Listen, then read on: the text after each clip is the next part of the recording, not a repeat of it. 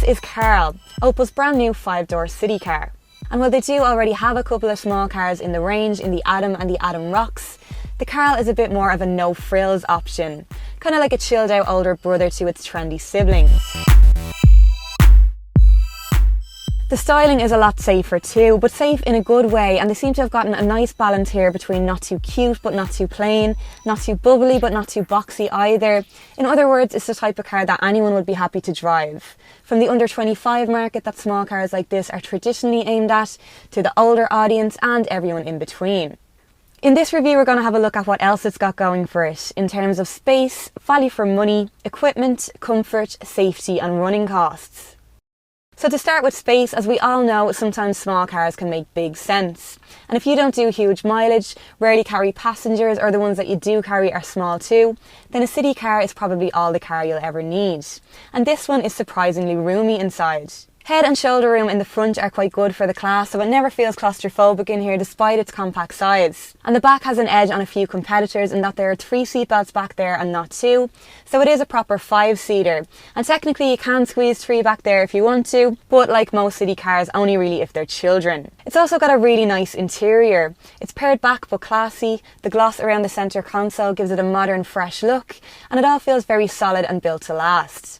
The boot, while never really a city car's forte, can take a reasonable 206 litres, which isn't as big as some competitors, but it will fit a cabin bag and there's probably just about enough room for a weekly shop. The seats will also slope forward if you need to carry anything bigger. So those are the basics and it's all good so far. But what about value for money, which is an absolutely crucial element in this segment? And that is actually one of the Karl's strongest points. With a starting price of just under €12,000, it's undercutting many of its rivals, including the Hyundai i10, the Volkswagen Up and the Toyota Aygo. And okay, there might not be much to talk about in terms of kit at that price point for the entry-level S model, but it does have the basics. You've got a radio, CD player, trip computer, and even some tinted glass and a rear spoiler. So if you're not interested in much more than getting from A to B, then €12,000 for a brand new car with a 5-year warranty is pretty good value whatever way you look at it. But I'd imagine most people will pay the extra for the higher spec ones like this SE model, which adds a USB connection and Bluetooth streaming to the sound system, steering wheel mounted controls, hill start assist, climate control, 15-inch alloy wheels, and more adjustment in the driving position for a more comfortable journey. That all comes in at €14,700, and then there's a mid-spec SE model in between. Also available are loads of options, I suppose for when budget is not your crucial decider and you just want a small car but with loads of gadgets. And you can kit this car out with some really premium features, like heated leather seats and steering wheel, parking sensors, and for those rare sunny days, a sunroof. It managed 4 out of 5 stars on the NCAP safety test, which can be a difficult one for small cars to crack. There's simply less of the car there to protect you.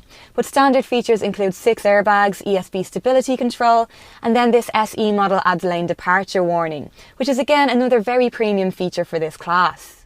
The sole engine on offer is the 1-litre 3-cylinder petrol with 75 brake horsepower.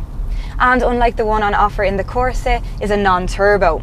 So it's not fast, but that's not what city cars are about, is it? And what it is very economical. Road tax is only €190 a year, and the claim fuel economy is 63 miles to the gallon. It feels pretty refined for a 3-cylinder. There's a nice little buzz, but no overly intrusive engine noise. Then the speed-sensitive power steering weights up and down depending on how you're driving. So there's a city mode button for in and around town and parking, and then it weights up again on a more open stretch. This one has the optional parking sensors, which again you'd have to wonder if you'd really need given the size of the car.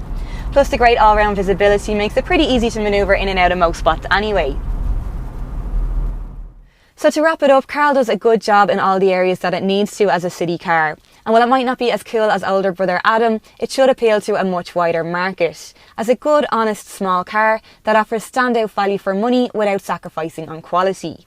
You can meet Karl for yourself at your local Opel dealer, details of which you'll find on CarsIreland.ie, or you can check out his competition while you're there, from the largest selection of dealers in Ireland.